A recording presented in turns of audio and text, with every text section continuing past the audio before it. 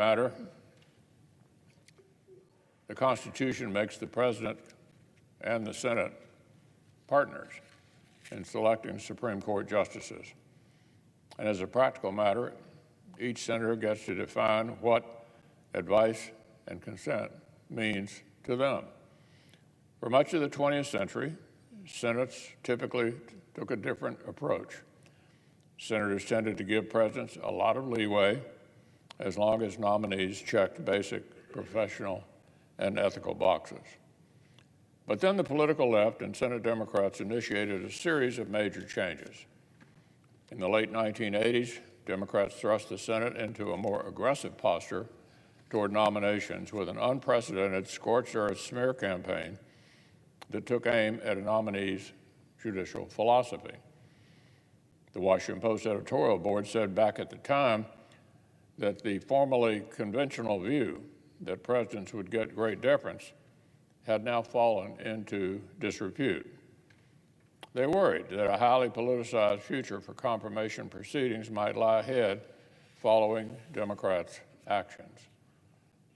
Well, just a few years later, personal attacks on then Judge Thomas made the previous hysteria over Judge Bork seem like lofty debate by comparison. And 1 year after that, in 1992, then Senator Biden proclaimed that if another vacancy occurred toward the end of President Bush 41's term, the Judiciary Committee should not hold any hearings before the presidential election. Well, that situation didn't arise that year. And once President Clinton took office, Republicans did not try to match Democrats' behavior simply out of spite. We tried, actually, to de-escalate. Justice Ginsburg and Breyer both won lopsided votes with opposition in single digits. That was during a time when Republicans were in the majority. But the very next time the Democrats lost the White House, the precedent-breaking tactics came roaring back. During the Bush 43 administration, Senate Democrats, and especially the current Democratic leader, took the incredibly rare tactic of filibustering judicial nominations and made it routine. The press at the time described the sea change. They said it was important for the Senate to change the ground rules, and there was no obligation to confirm someone just because they are scholarly or erudite. Democrats decided that pure legal qualifications were no longer enough. They wanted judicial philosophy on the table.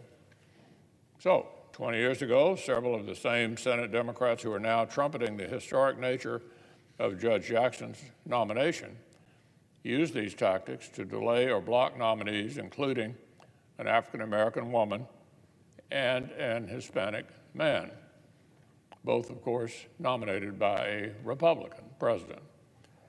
In one case, Democrats suggested their opposition was specifically, listen to this, specifically the nominee's Hispanic heritage would actually make him a rising star. Half of Senate Democrats voted against Chief Justice Roberts, the best appellate advocate of his generation. All but 4 Democrats voted against Justice Alito, who had the most judicial experience of any nominee in almost a century.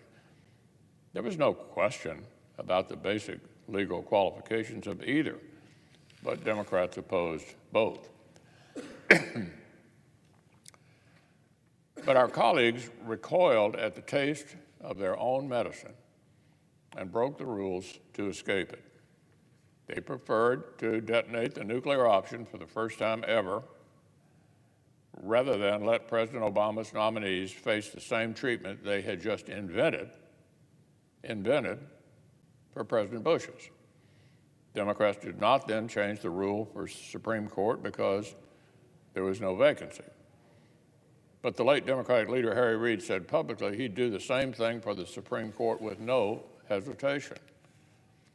By 2016, Democrats had spent 30 years radically changing the confirmation process, and now they had nuked the Senate's rules.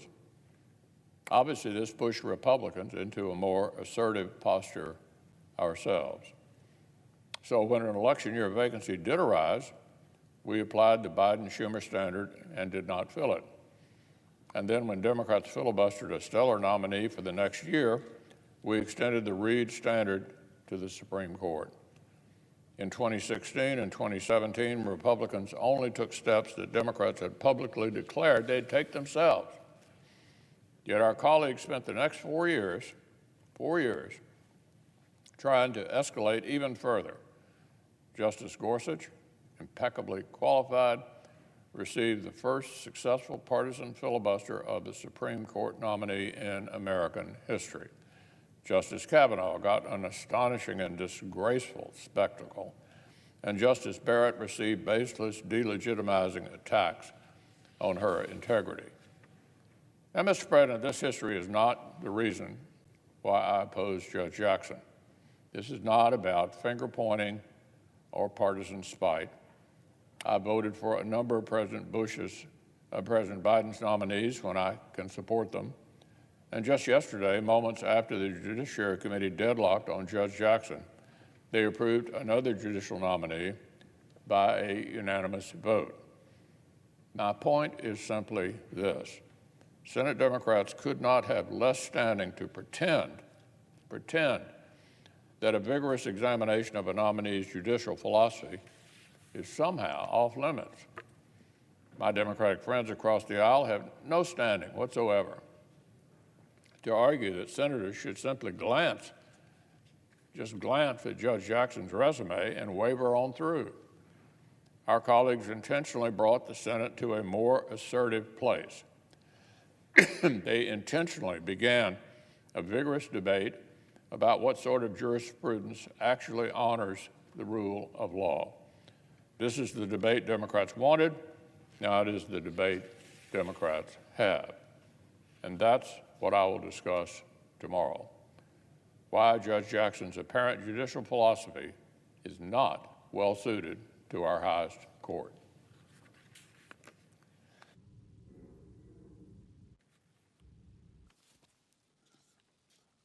Under the previous order, the question occurs on the motion to discharge